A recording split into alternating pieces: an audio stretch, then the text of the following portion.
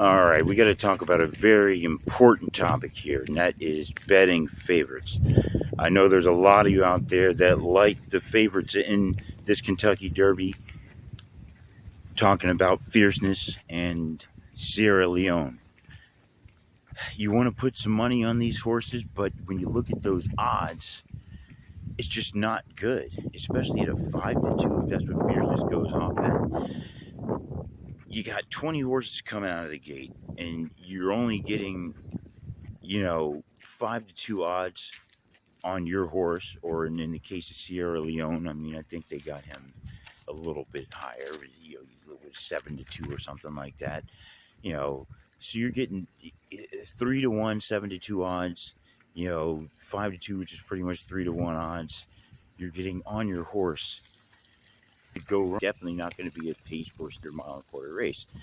So you would say, hey, it's not worth it to place a win bet on this horse. And you're most likely right, even though a lot of people would be doing that. Now, how do you bet that favorite, in my opinion? If you want to go big, I think you're honestly better off betting that favorite to place and show. That's right. I said place and show. Why is that, Nate? If you're going to go big money and you really like one of these favorites are going to be overlaid in the place and show pools. Now, what does that overlay mean? Overlay means that even though the horse is the favorite, and in case of Sierra Leone, the second favorite, because there are so many other people that are afraid of the favorites, that they overplay the other 19 horses, or 18 horses in this case, in the race, in the place and show pool. You're getting people that are thinking, hey, well, Fierceness is probably going to win, so if I just play my horse to place, play my horse to show, I'll still get paid if Fierceness comes in. You have a lot of people doing stuff like that, especially in the Kentucky Derby. There's a lot of people just looking to cash a ticket. Now, when you have that built up like that, the fact that you're having this horse come out there that is not giving you that great of odds to win, when you open him up to that second and third slot, and the fact that he's overlaid, that suddenly becomes a good bet. Is it something I like to do? No. I like to swing for the fences, go for something like more of a, I at least like to hit like a 10x, personally. But that is a play if you want to go big and you like one of these favorites. Now, what else can you do?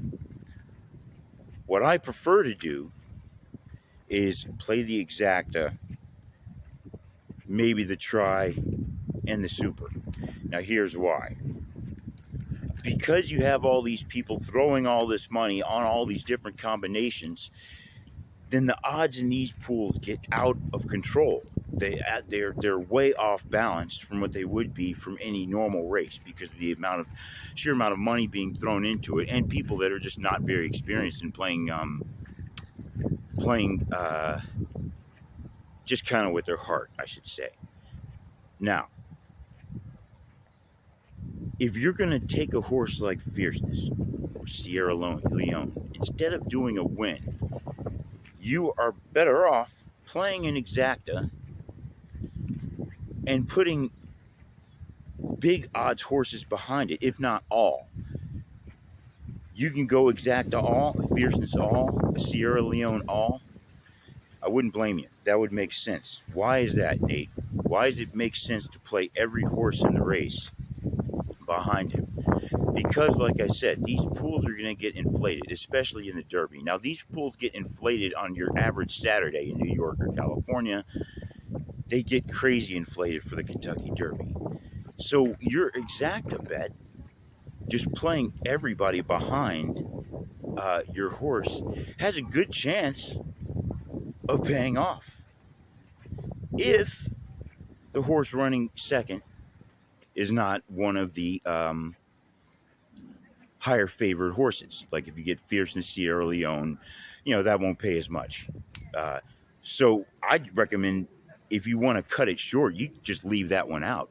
You leave out the lower paying exactas And only you would only play Fierceness in this case with some long shots behind them. Take your pick the ones you like, play them all. Situations like this, you're really cutting the gambling out of it if you like that favorite, and your chances of hitting big go way up because of your ability to handicap one horse.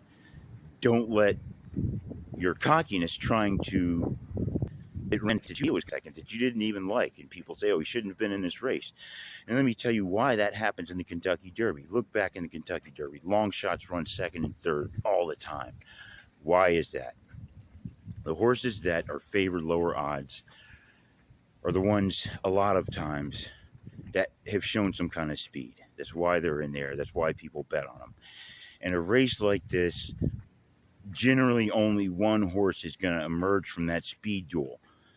Sometimes two, sometimes none of them. It turns into a complete collapse of the pace. And then these horses that people say didn't belong in the race are the ones that end up closing and winning.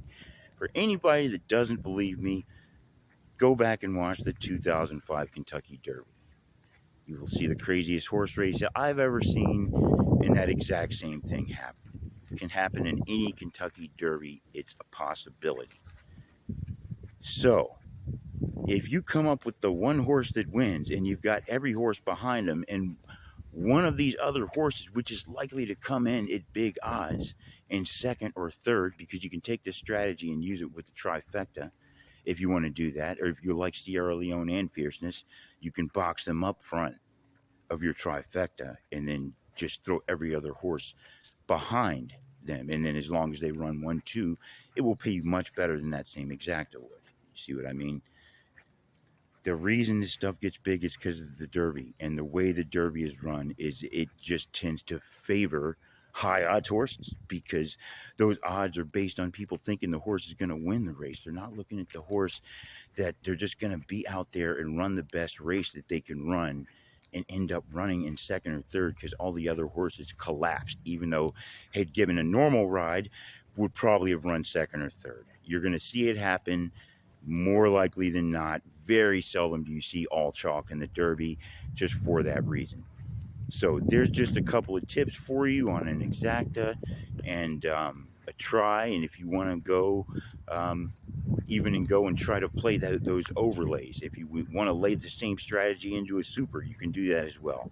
I just don't recommend playing the win bet with these favorites, especially in the Kentucky Derby.